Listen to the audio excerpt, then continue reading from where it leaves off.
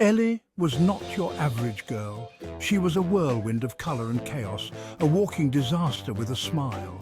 She loved hats, the more outrageous the better. Feathers, flowers, even a miniature windmill once graced her head.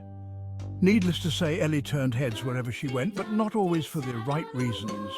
One sunny afternoon, Ellie was rushing to work, a magnificent creation involving a stuffed parrot perched on her head. As she hurried, disaster struck, or rather, Ellie struck disaster. She tripped, stumbled, and landed in a heap at the feet of a bemused-looking man. Her hat, naturally, went flying. Oh dear, Ellie mumbled, scrambling to her feet. Her cheeks were crimson, her hair askew. She felt utterly ridiculous. But then she saw the man's face. He was trying and failing to stifle a laugh. Ellie couldn't help but laugh too.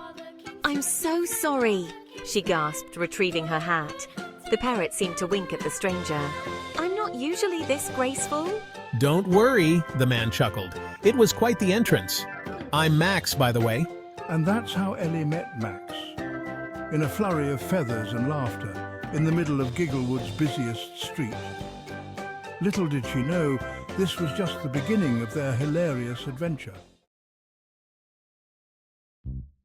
Gigglewood was a town that lived up to its name. It was a place where the ordinary was extraordinary, where laughter echoed through the cobbled streets. It was the perfect place for someone like Ellie and for someone like Max. Their second encounter was just as memorable as the first. Ellie was browsing the local bookstore, her nose buried in a volume about the history of hat making. She was so engrossed that she didn't notice Max until she backed into him, sending a tower of books crashing to the floor. "Oh, not again," she exclaimed, mortified. Max, to his credit, didn't even flinch. He just grinned down at her, his eyes twinkling.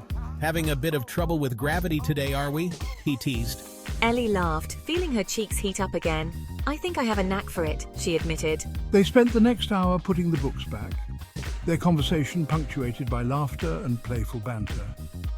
Ellie learned that Max was a chef, which explained why he always seemed to smell faintly of cinnamon and something delicious.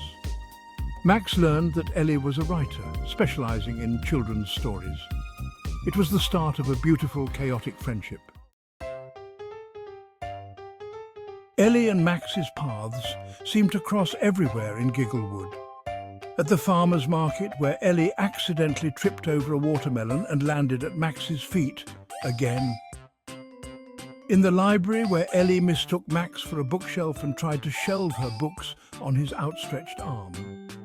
But their most memorable encounter happened at Mr. Miggin's Emporium of Wonders, a shop crammed with everything from antique teacups to taxidermied squirrels. Ellie was admiring a particularly flamboyant hat adorned with plastic fruit when she turned and walked straight into a mannequin. The force of the collision sent the mannequin toppling over, its stiff arm connecting with Max's back. The resulting clatter and commotion drew the attention of everyone in the shop. Ellie, red-faced and mortified, could only watch as Max straightened up, a bewildered expression on his face.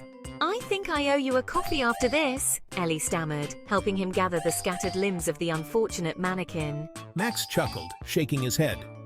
"Make it dinner," he said, "and you've got yourself a deal." And that's how Ellie ended up having dinner with Max, surrounded by the quirky charm of Mr. Miggins's Emporium of Wonders. They shared stories, laughter, and a growing sense that this was more than just friendship.